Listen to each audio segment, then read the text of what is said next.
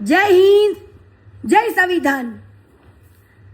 આજે હું તમારી સમક્ષ એક રજૂઆત કરવા આવી રહી છું કે આજે મહાશિવરાત્રિની અંદર કીર્તિ પટેલનો કોઈ જ ઈરાદો નહોતો કે કીર્તિ પટેલને કોઈ ફેમસ થવું હોય કે કોઈ ટીઆરપી જોતી હોય। અરે ભાઈ, કીર્તિ પટેલ ઓલરેડી પ્રસિદ્ધ જ છે। શું પ્રસિદ્ધ? જો કીર્તિ પટેલના નામે કોઈને ટીઆરપી લેવી હોય તો જ કીર્તિ પટેલનો વિરોધ કરજો। અને અત્યારે થઈ રહ્યો છે એ તમારા બધાના ધ્યાનમાં જ છે। હવે મુરગી કુંડની અંદર કીર્તિ પટેલ એકલી તો હોતી નહીં નાવામાં, અનેક વ્યક્તિઓ, અનેક ભક્તો જે લાઈનમાં ઊભા હતા એ જ લાઈનમાં કીર્તિ પટેલ અંદર ગઈ, બરાબર। ઇન્દ્ર ભારતી બાપુ જે પાછળથી મારી જોડે જે બિહેવિયર કર્યું અને મને મુરગી કુંડની અંદરથી એક દીકરીને બહાર કાઢવામાં આવી, એ વેદના મારા સિવાય કોઈ જાણતું નથી। તમામ પબ્લિકની વચ્ચે મારી ઇજ્જત લેવામાં આવી મિત્ર, તમામ પબ્લિકની અંદર એ વેદના મારા સિવાય કોઈ જાણતું નથી। આજે તમારા સાથે એવું બન્યો હોય ને તો જ તમને ખબર પડે। અને રહી વાત, જો કાયદા કાનૂન કીર્તિ પટેલ માટે બન્યા છે તો હરેક નાગરિક માટે એ જ બનવા જોઈએ। અને જો તમે મુરગી કુંડની અંદર સાધુ સંતોના સ્નાનની જો વાત કરતા હોય ને કે ઓનલી ફોર સાધુ સંતોને સ્નાન કરવાનું, તો આવડું મોટું બોડિયું છાપવું પડે। શું? હા। અને ભવનાથ જે મહાદેવનું મંદિર છે ને એ સરકારની અંડર આવે છે અને હું એક ભારતનો સ્વતંત્ર નાગરિક છું। એટલે કે કીર્તિ પટેલને તમે પણ હરેક નાગરિક, હરેક સનાતની સ્વતંત્ર નાગરિક છો કે તમે પણ તમારી મરજીથી અંદર સ્નાન કરી શકો છો, રાઈટ? તો મેં પણ એ જ કર્યું કે બધા જ ભાવિ ભક્તો અંદર સ્નાન કરતા હતા। હવે તમને ને મને ખબર નથી કે વર્ષોથી શાહી કુંડની અંદર તમામ પબ્લિક, જે આમ પબ્લિક પણ સ્નાન કરતું હતું, તમને ખબર તો ક્યારે પડી? જ્યારે કીર્તિ પટેલ કુંડની અંદર નાવા ગઈ ત્યારે તમને બધાને ખબર પડી કે ઓહો, અહીંયા તો પોલીસ કર્મચારીથી લઈને આમ લોકો પણ સ્નાન કરે છે, બરાબર? ત્યારે ખબર પડી ને વાલા। આનો મતલબ મને મહાકાલ દાદા હાથ પકડી, મારો મહાદેવ હાથ પકડીને અંદર લઈ ગયો કે હાલ બેટા હાલ, સ્નાન કર। અને જો આની અંદર કેટલા લોકો સ્નાન કરે છે, આનો મતલબ તો એમ થયો કે તમારા હરેક સનાતની હારે દગો થઈ રહ્યો છે, હરેક સનાતની હારે ખોટું થઈ રહ્યું છે। હરેક સનાતનીનો એક ધર્મ છે ને અધિકાર છે, બરાબર?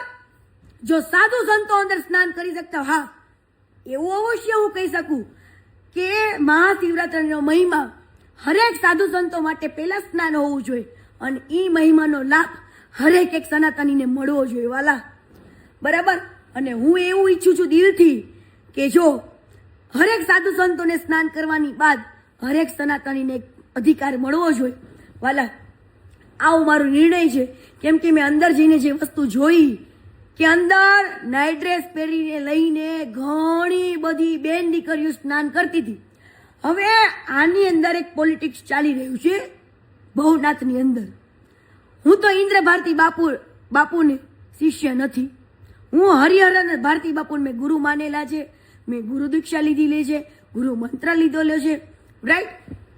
હવે જો મેં ઇન્દ્ર ભારતી બાપુને ગુરુ માન્યા હોત ને તો ઇન્દ્ર ભારતી બાપુ છે ને મને આંગળી પકડીને સ્નાન કરવા લઈ જાય, બરાબર? ઇન્દ્ર ભારતી બાપુના જેટલા શિષ્ય છે ને એને ઇન્દ્ર ભારતી બાપુ છે ને વીઆઈપી એન્ટ્રી આપે, વીઆઈપી। શું? VIP entry. અને એને વીઆઈપી એન્ટ્રી સાથે સ્નાન કરાવે। એમાં કીર્તિ પટેલ પોગી ગઈ ને ઈ ભાઈને ઇન્દ્રભાઈ, ઈંડુ આપણે ઇન્દ્રભાઈ નહીં, ઈંડુ ને એવા ઢોંગીલાને આપણે કઈ કેવું નથી, ઈંડુ ફૂટી ગયું અને એનો આવડું મોટું પેટ છે ને, પેટ એમાં પાપ જ ભરાયેલું છે, 2 નંબરનું પાપ, બરાબર? એ ફૂટી ગયું કે આ દીકરીને બધા વચ્ચે એની ઇજ્જત લીધી, મને બધા વચ્ચે એને કાઢી। કાંઈ વાંધો નહીં. કીર્તિ પટેલ છે ને ડબલ જીગરવાળી છે. કેમ કે તમે આ દિલ તોડો ને તો મારો આ રેડી જ હોય. કેમ કે હું સુખમાંય મોજમાં હોય ને દુઃખમાંય મોજમાં હોય. ઇન્દ્ર ભારતી બાપુને ખબર હતી નહીં. અને એ તું તારી વાય ભારતી કાઢી નાખજે. કેમ કે મારે ભારતી બાપુનું નામ લેવું પડે ને એવા મહાપુરુષનું, તો મને શરમ આવે છે. કેમ કે તારી વાય નામ સૂટ નથી કરતું વાલા.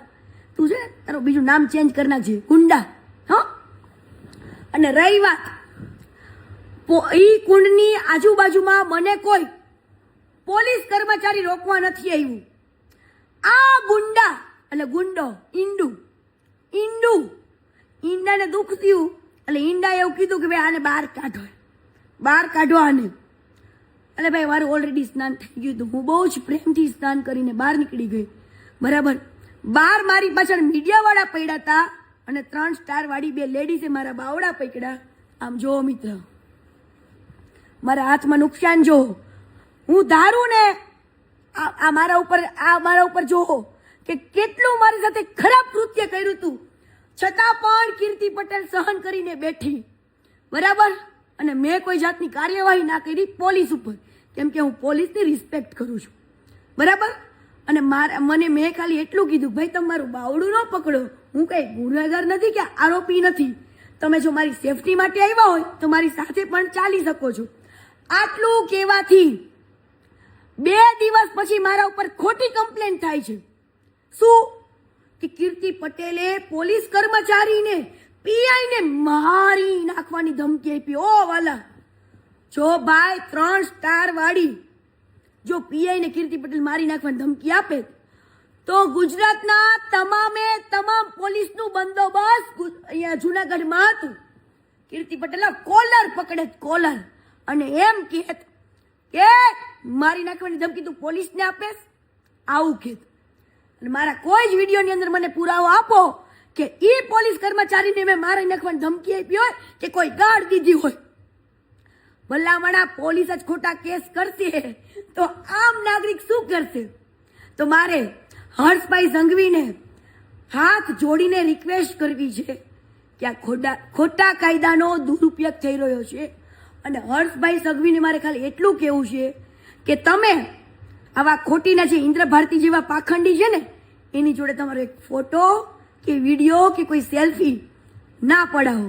કેમ કે હું ભારતીય જનતા પાર્ટીનો આદર કરું છું, ભાજપ જનતા પાર્ટીનો આદર કરું છું, નરેન્દ્રભાઈ મોદીનો આદર કરું છું.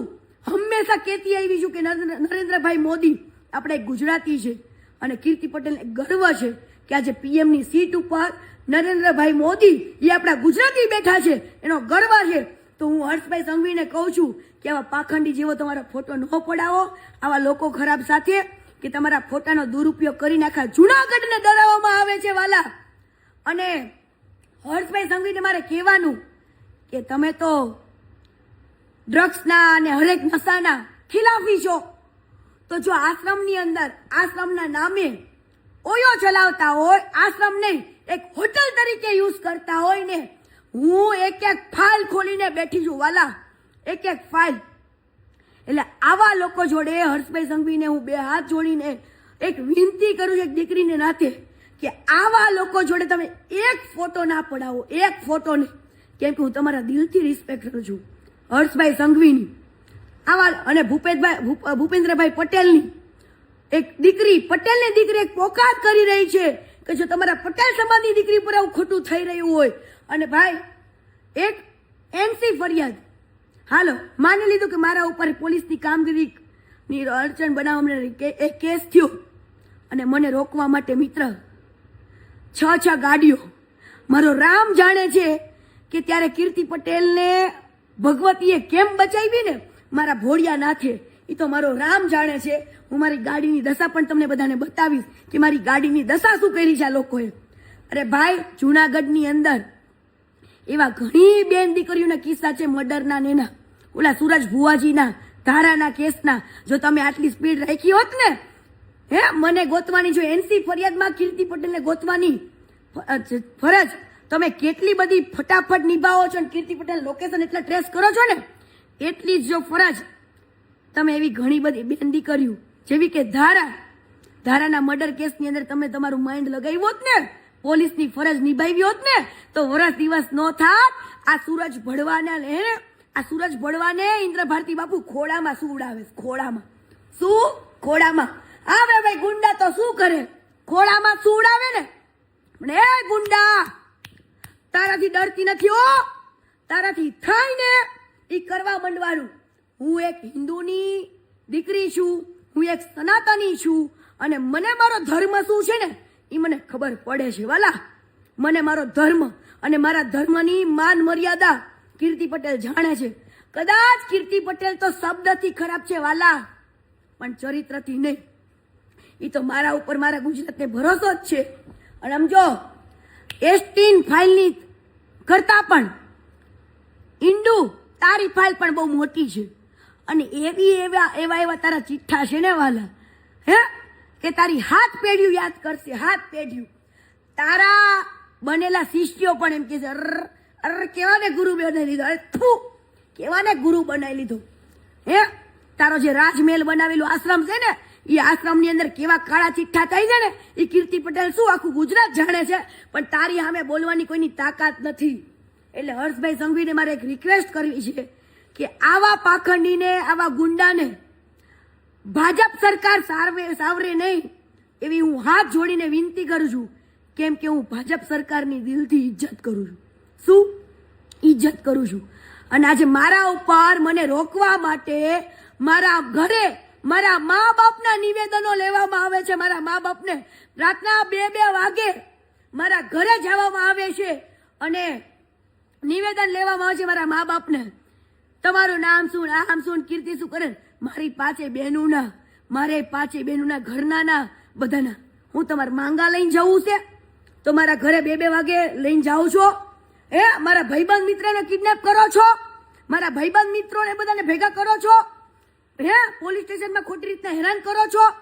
હવે શરમ આવી જાય, કાયદાનો દુરુપયોગ કરી રહ્યા છો. તમને શું લાગ્યું કીર્તિ પટેલ ડરી જશે ખોટા કેસથી? અરે ભાઈ, પૂરી દો. હિન્દુની દીકરી છું, ડરવા જન્મ નથી લીધો મેં. ડરવા જન્મ નથી લીધો, આજે નહીં, કાલે નહીં. બરાબર? આવા પાખંડીઓને બહાર લાવવાના છે. અને હું પોલીસ કર્મચારીને એક દિલથી રિક્વેસ્ટ કરું છું કે તમારું જો આટલું સારું કાર્ય હોય અને તમને જો એક સનાતનની દીકરી ઉપર અને સનાતન આપણા ગુજરાત ઉપર એક ગર્વ હોય તો સનાતનની દીકરી પર ખોટું ના કરતા. કદાચ હું તો છોડી દઈશ પણ મારો મા દાદા નહીં છોડે હો. પેઢીયું વીખી જશે, પેઢીયું. યાદ રાખજો, મારા જો આતડા જેને બાયડા અને ખોટી રીતના જો મને હેરાન કરી ને તો વાલા પેઢીયું તો વિખાઈ જશે. બરાબર? કાળ છોડી દેશે. પણ આ કીર્તિ પટેલને યાદ રાખજો, હું જેલમાં જઈશ, બહાર આવીશ તો પણ એ કરવાની જ કરીશ. તમે મને ખોટી રીતના જેલની ધમકી નહીં આપતા હો. મને ગર્વ છે કે હું એક હિન્દુ છું. અને જો તમે મને કહેતા હશો કે કીર્તિ આવી, કીર્તિ તેવી, કીર્તિ આમ, કીર્તિ ફલાણું, કીર્તિ ગાળો બોલે, એટલે કયો સંત ગાળો નથી બોલતો? બતાવો. બધાય ગાળો બોલે છે. કીર્તિ પટેલના કદાચ શબ્દ કડવા હશે, ખરાબ હશે, પણ તમે તો આખા ખરાબ છો. આખા આ કીર્તિ પટેલ એટલે નથી બોલવું પડતું. એટલે બોલવું પડે છે કે જ્યારે તમે મારો અરીસો બતાવવા આવો ને ત્યારે મારે તમારો અરીસો બતાવવો પડે. જો ભાઈ, તું કેટલામાં છું, તું જો ને, તું જો. બરાબર? આ તો સનાતન ધર્મની લડાઈ છે ને એટલે આ શબ્દ નથી વાપરતી. બાકી બધું આવડે છે. શું? બધું. ઓકે? જય સનાતન, જય હિન્દુ ધર્મ. અને જો મારા હિન્દુ ધર્મથી તમને એટલી તકલીફ હોય ને તો તમ તારે મારા નામે સર્ટિફિકેટ આપી દેજો કે કીર્તિને કયો હિન્દુ ધર્મ ચેન્જ કરી નાખે. એટલે તમે કયો ને ઈ ધર્મમાં જવા કીર્તિ પટેલ રેડી છે. બરાબર? જય હિન્દ, જય સંવિધાન, જય સનાતન ધર્મ, જય ગિરનારી, હર હર મહાદેવ.